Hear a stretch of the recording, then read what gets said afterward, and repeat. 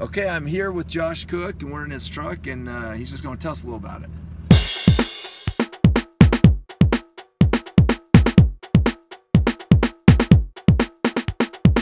Did a modified VGT that was a 67 by 85 by 96, and the exhaust side got bumped to 67 by 70. It helped out a little bit on EGTs, but not a lot. And how'd that, when you say helped out on EGTs, how much? And maybe 100 degrees of that. It's just it got really smoky in the top end.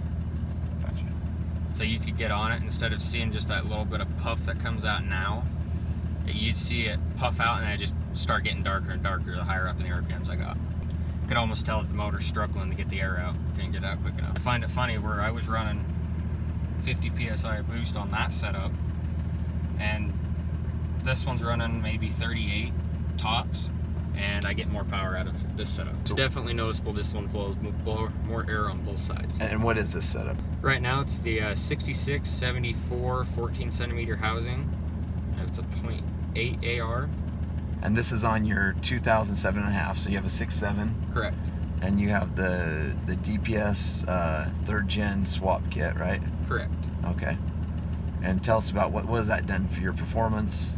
Performance-wise, I haven't thrown it on a dyno yet. I would really like to see what I'm getting horsepower-wise. I know right now, for the way it's set up, it's very, very responsive compared to when the VGT failed on the actuator and I had to open it wide up. That was horrible.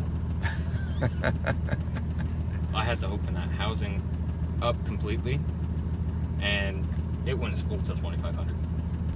That's how bad they are. And if you ever tried stepping on it, it was really smoky.